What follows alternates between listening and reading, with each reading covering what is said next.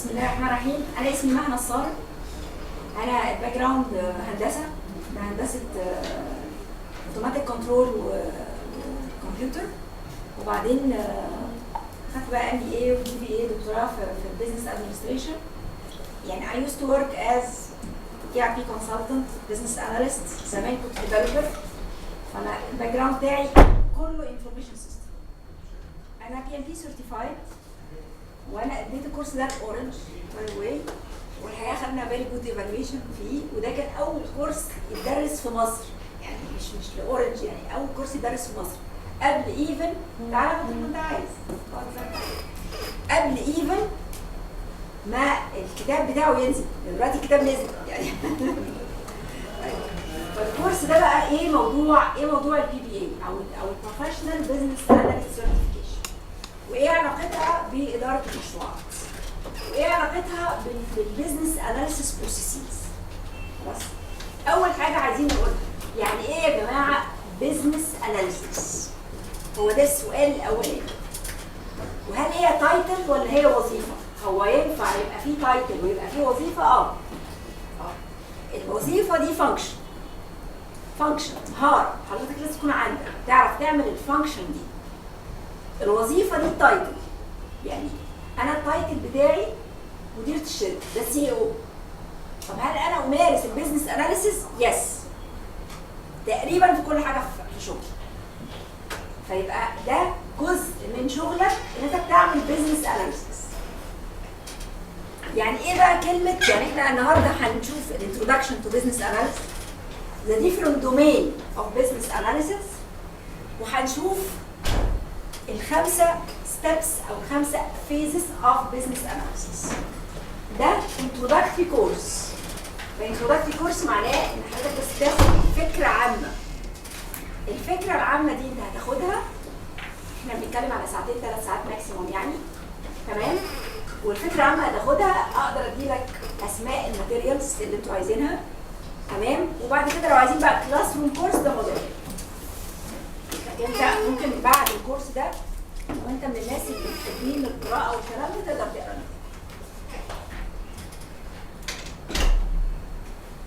ايه الصوره الجميله دي؟ الصوره دي بتقول ايه؟ بتقول how the customer explain the requirements. يعني الكاستمر بيقول الريكوايرمنت ازاي؟ قال ان هو عايز مرجحه. البروجكت ليدر حصل ايه؟ فهمها ان المرجحه متعلقه من الشجره من ناحيتين، صح؟ راح مديها للايه؟ للاناليست. هنا ده السوفت وير اناليست مش البيزنس اناليست، تمام؟ البيزنس اناليست علقها ازاي؟ يبقى لازم نقطع الشجره، تمام؟ البروجرامر شايفها ازاي؟ شايف ان في حاجه كده مختلفه تماما. البيزنس كونسلتنت شايفها ازاي؟ شايفها من وجهه نظر البيزنس لازم تبقى حاجه مريحه جدا، تمام؟ How the project was documented؟ الحمد لله رب العالمين مفيش دوكيومنتيشن، ابيض، تمام؟ What operation؟ الاوبريشن شايفينها ازاي بعد كده؟ ولا الهوا، تمام؟ طب احنا بنبيل الكاستمر ازاي؟ بندفعه ازاي؟ لا ما تشغلوش بالكم، اول ما يجي المايلستون الاولاني هيستلم وهيدفع، ما عندناش مشاكل. ازاي يعني؟ اهو بص حضرتك كاتب ايه في العقد، والعقد اهو ترك. فطبعا مقارنه ما بين العقد وما بين الفاتوره اهو، تمام؟ طب هاو ات از سبورتد؟ دي مالهاش لازمه ودي مالهاش لازمه ودي مالهاش لازمه وانت كفايه عليك شويه دول. اند ات ذا اند بقى هاو ذا كاستمر ريلي نيدز؟ هو فعلا محتاج ايه؟ محتاج دي. فاحنا طبعا كل واحد له الفيجن بتاعته في البيزنس اناليسيس، which is really the problem whenever you are making any projects، سواء كان سوفت وير بروجكت او سوفت وير مش بروجكت. خلاص؟ بما او سوري بروجكت ما هوش سوفت وير. الفكره في ايه؟ احنا زي ما بيقولوا دايما كده، لو انت عملت كل الديليفربلز، يعني ايه قدمت كل الديليفربلز؟ كل اللي مطلوب من حضرتك، صح؟ طبقا للتعاقد، والكاستمر at the end of the day مش مبسوط، البروجكت is said to be completed ولا not completed، successful ولا not successful. البروجكت is said completed and not successful. ليه؟ لأن في الآخر أنت ترجمت الريكوايرمنت غلط فعملت deliverables غلط. هديكم مثال لا علاقه له بالسوفت وير. مدرسه عايزه تنقل الطلبه بتوعها. الطلبه دول طلبه حضانه وابتدائي، والمدرسه عندها بادجت وهي دي المشكله بتاعتها. فانت كراجل كبزنس اناليست بتذاكر تنقلهم من البيت للمدرسه ومن المدرسه للبيت. خلاص كده. انت راجل كبزنس اناليست حسبت لهم حسبه عدد الاولاد كام، ممكن نعمل لهم اتوبيسات شكلها عامل ازاي، حسبه صغيره كده، ومصاريف المدرسه كام. قعدت انت اجتهدت الصراحه يعني، ما قلتش لا. بعدين في الاخر رحت مطلع فيزابيلتي ستادي باتوبيس كبير او اتوبيسين كبار ينقلوا الولاد لمنطقتين. تمام؟ اتاند اب خلاص كده. فيبقى السولوشن بتاعه المشكله هي اتوبيسين كبار ينقلوا الولاد لمنطقتين. اتاند اب ان حضرتك ببساطه شديده جدا ربع الطلبه اللي كان المفروض يقدموا في الاتوبيس هم بس اللي قدموا. ليه؟ اصل الاتوبيسات كبيره فبتلفلف العيال كتير، فالعيال يعني بيتعبوا. خلاص؟ 2 الاتوبيسات كبيره فما بتخشش الشوارع الصغيره، الاتوبيس بيقف بره. فما فيش حد ينزل يجيب حد لغايه بره. تمام؟ فاصبح الاتوبيس بقى هيدك. السولوشن كانت تقدم ايه؟ اتوبيسات. الريكوايرمنت كانت ايه؟ ننقل العيال. طب هي الاتوبيسات دي بتنقل العيال ولا ما بتنقلهاش؟ بتنقلها. هي كوسيله تنقل. بس كسولوشن غلط. صح؟ طب لو انا دخلت بقى على السوفت وير، بما ان حضراتكم الغالبيه العظمى سوفت وير، حدث ولا حرج. خلاص؟ انت ما قلتليش دي، ما انت ما سالتنيش. هي دي بقى المشكله دايما اللي بتتقال ما بين البيزنس اناليست والبيزنس كونسلتنت. خلاص؟ او كونسلتنت البيزنس. تمام؟ انت ما قلتليش انك عايز دي، بس انت كمان ما سالتنيش اذا كنت عايزها ولا لا. فإت end up انه البروجكت is completed but not successful. يعني العمليه نجحت بس المريض مات. تمام؟ يبقى واحنا ده موضوع البيزنس اناليسيس. السؤال if I am not a business analyst can I do this certification؟ Yes. انا بنصح كل الناس انها تاخد السيرتيفيكيشن دي، لان السيرتيفيكيشن دي هي اللي بتقدم للعميل الريكويرمنت بتاعته. والعميل مش دائما ابدا مدرك للريكويرمنت بتاعته. ليه؟ لان هو عارف الريكويرمنت من جوه، however هو ما بيعرفش يوصف كل حاجه عايزها. ما اتعلمش يوصف. فدي شغلانه الاناليست، انه ازاي يدعو العميل الى انه يقدر يوصف الريكويرمنت بتاعته. سواء كانت الريكويرمنت دي هتبقى على برنامج سوفت وير او هتبقى على سولوشن عاديه. كويس؟ اما يجي حد يجي يقول لي ايه؟ انا عندي مشكله ان الناس كلها بتشتكي. انا بشتغل في شركه DHL ولا ارامكس، ان هم مش عارفين يعملوا تراكنج للشحنه بتاعتهم. السولوشن هنعمل لهم برنامج. خلاص كده؟ برنامج يتسجل فيه الشحنه وهي فين الخ. تمام كده؟ والبرنامج ده هنحطه لهم على البورتال. خلي بالك انت بتخاطب مين؟ بتخاطب ناس في بيوتها. فما ينفعش تعمل البرنامج ده داخلي. ما ينفعش ينزل هو مخصوص يعمل مشوار عشان يشوف الشحنه بتاعته فين. فلازم يبقى بورتال. صح؟ طيب ايه كمان لازم يبقى في البرنامج ده؟ انه يبقى باكتر من لغه. ليه؟ عشان احنا بننقل شحنات فمن بلد لبلد، ففي ناس تعرف لغه وفي ناس تعرف لغه ثانيه. دي تاني حاجه. ثالث حاجه كويس، الراجل بقى يخش يتراك ايه؟ يعني ايه الاسئله اللي هنسالها له؟ تمام؟ لازم نساله اسئله منطقيه، يعني زي رقم الشحنه. طب هو يعرف منين رقم الشحنه؟ دي بقى قفله السولوشن. ان ما حدش في الدنيا يروح يقدم على شحنه unless ان هم يقولوا له if you need to track kindly take this number. وهنا ما ينفعش ادي كل شحنه رقم عشان الناس تقدر تعملها تراكنج، بس اللي يجي ينقل حاجه من مكان لمكان ما اقولوش على الرقم ده. تبقى مفاجاه، يعني عاملها له مفاجاه. كويس؟ فطبعا بالنسبه لي ستيل احنا هو ده البيزنس اناليسيس. فيبقى اذا انت كراجل بيزنس اناليست بتحل مشاكل الناس. بتحل مشاكل الناس. بتحلها ازاي؟ كويس؟ بتحلها بان انت تدرس الريكوايرمنت بتاعتهم وتطلع لهم solution fitting to their requirements. ايه تاني عندنا تشالنج في موضوع البيزنس اناليسيس؟ عندنا تشالنج في موضوع البيزنس اناليسيس ده ان sometimes the customer jump to conclusion. يعني ايه؟ يعني جه مره كاستمر قال لي لو سمحتي عايزين تركبي لنا برنامج حضور وانصراف واكسس وبتاع وكارت كده للدخول والخروج. قلت له بس يقول لي لو مشكلتك ايه وانا اقول لك انا هعمل لك برنامج ولا يعني ايه بالظبط. قال لي انا عايز اعمل تراكنج لكل العمال، كل العمال دخولهم وخروجهم عشان اقدر اعرف اللي بيتاخر والاوفر تايم والكلام ده زي الفل. يعني انت عندك كام شيفت؟ قال لي 3 شيفتات. قلت له كويس قوي. هل العمال متثبتين على شيفتات؟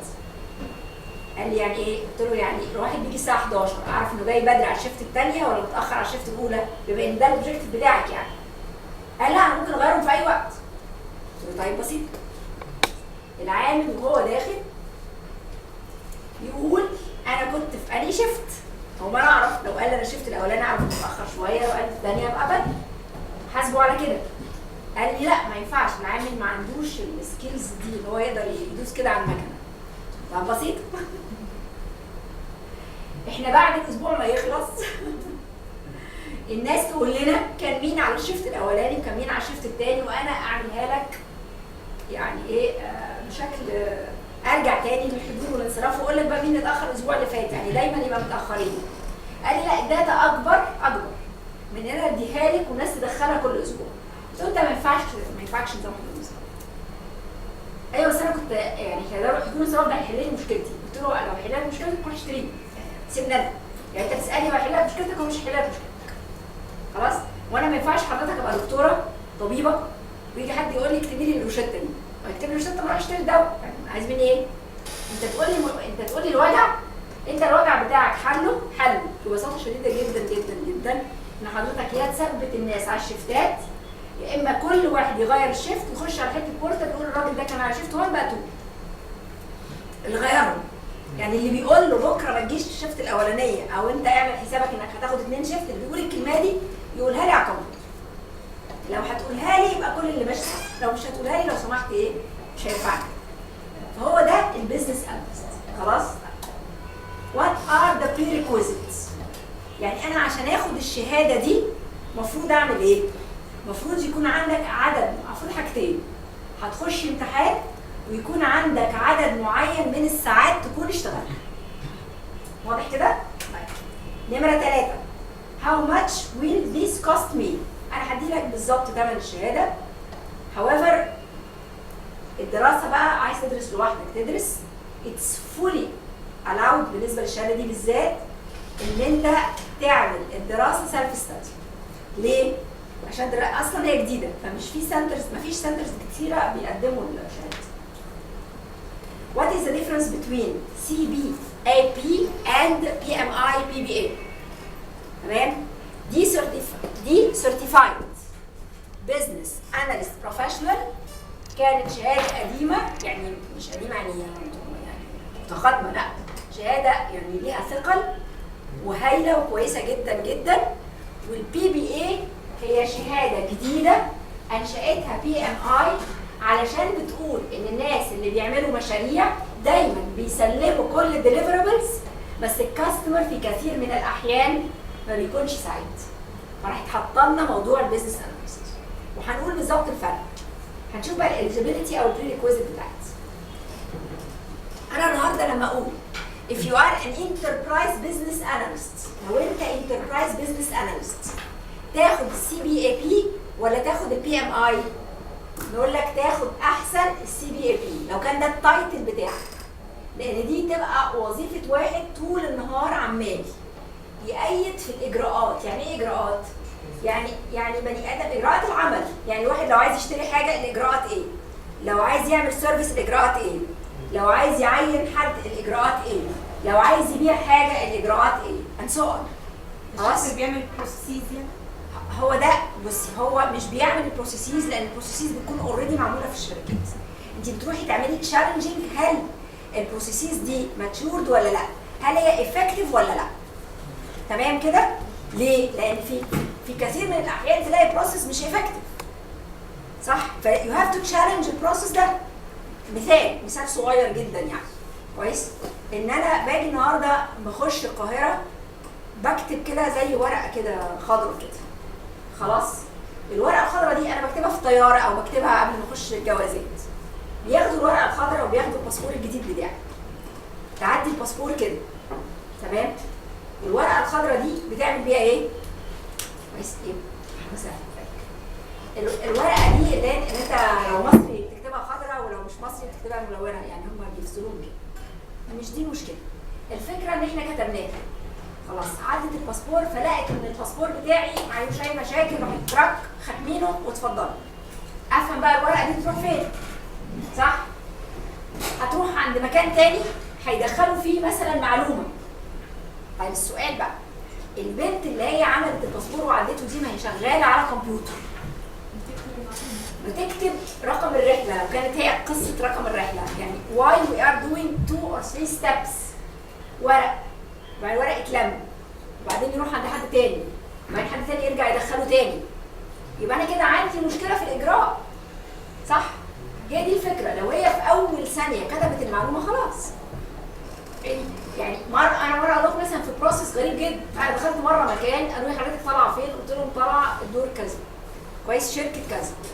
قال لي اوكي اكتبي اسمك هنا. شكرا، كتبت اسمي، ولا اتاكد ان انا طالعه الشركه، ولا اتاكد ان ده اسمي، ولا اتاكد اي حاجه. فده اسمه فيك بروسيس، ده بروسيس مزيف. طلعت ونزلت قال لو سمحت امضي امضي ان انت مشيتي، عناية ليك.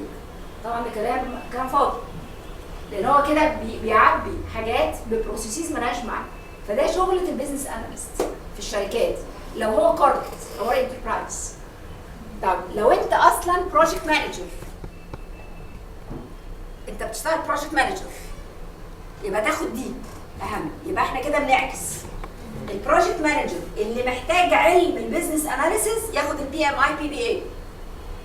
اللي ما بيشتغلش بروجكت مانجر والتايتل بتاعه انتربرايز بيزنس اناليست يبقى ياخد CBAP. هنقول الفرق بينهم، يعني هم على فكره هو نفس النظام ونفس كل حاجه ومفيش فرق بينهم كعلم، بس دي شهاده ودي شهاده، ودي اوروبيه ودي امريكيه. طب اللي بيشتغل ما بين الBA والPM، يعني جزء كده وجزء كده، ياخد احسن، كويس، بما انه بروجكت مانجر ياخد دي. طب لو اشتغل بيور بزنس اناليست، يعني ايه، زي شركات زي لوجيك وماكنزي والناس دي كلها، ياخدوا احسن CBAP. اوكي؟ لو هو كارنتلي PMP خلاص قلناها. لو هو كارنتلي سيرتيفايد في دي خلاص ما ياخد الثانيه لو عايز. اوكي؟ وطبعا ريكومندد لو هو ده اسوشيت، يعني اللي في النص دي اساسا شهاده اقل من CBAP شويه، انها اسوشيت، يعني